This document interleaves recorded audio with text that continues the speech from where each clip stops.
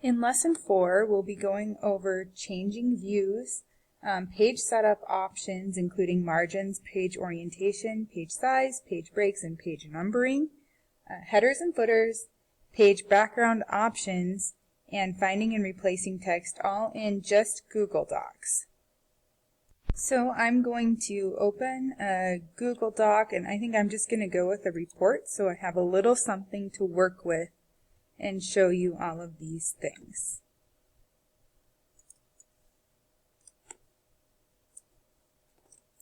So the first thing I want to do is show you the view options. So if you come up here to view, we are in print layout view. In Microsoft Word there would be a lot more choices, but this is pretty much what you get with docs. And that's the most common anyways.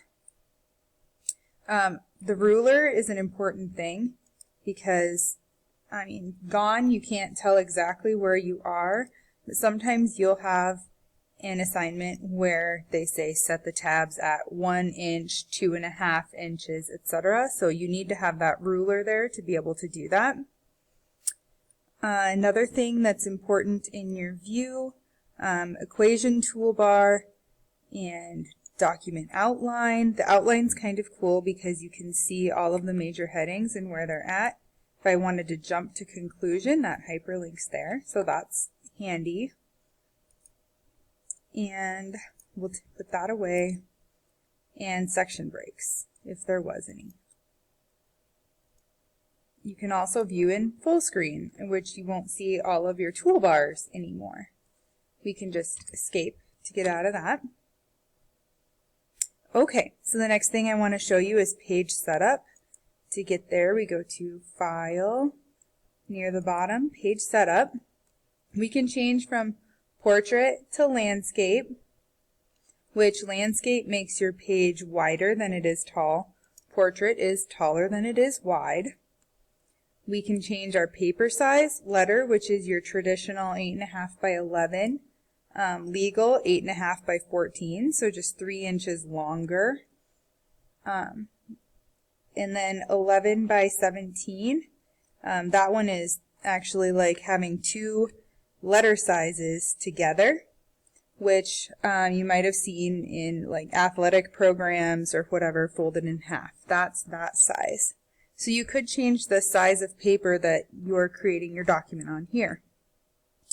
You can change the margins. Your 1 inch on every side is traditional for most things.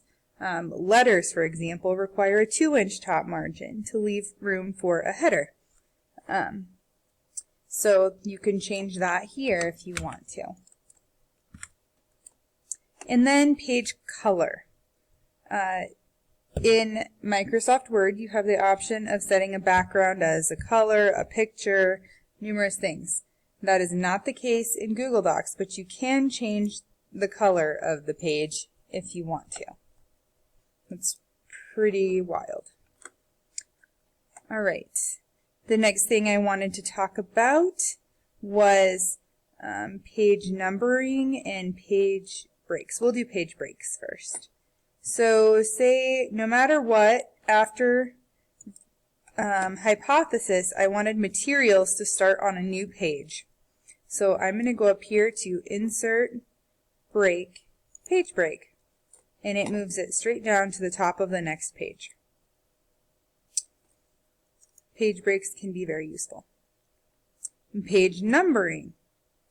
Mostly this goes along with headers and footers. So if I double click up here, I get into my header.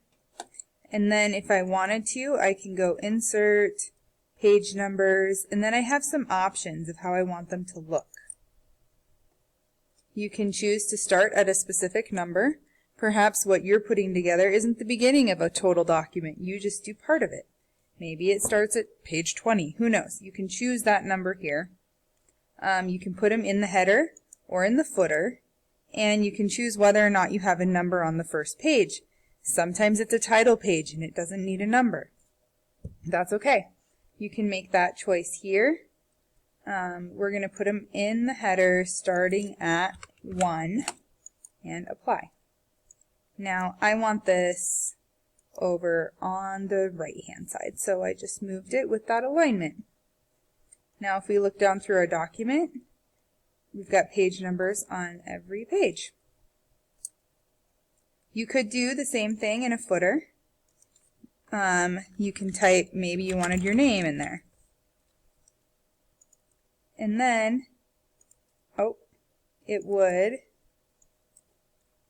and we'll just say, different from first page.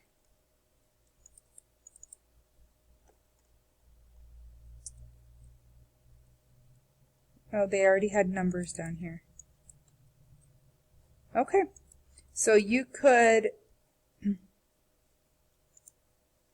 do this. We'll delete these out, and we'll just put my name in it, and now it should put it on every page. Yep. So that's how you do a footer. Up here is your header, most commonly used for page numbering purposes, but occasionally you'd put your last name or something too, depending on what style you're writing in. And we showed page backgrounds already. Find and replace text, the last thing I wanted to show today. Say I want to find the word science every time it appears in here. So I'm going to go to Edit, Find and Replace, and I want to see the word science. Look at that.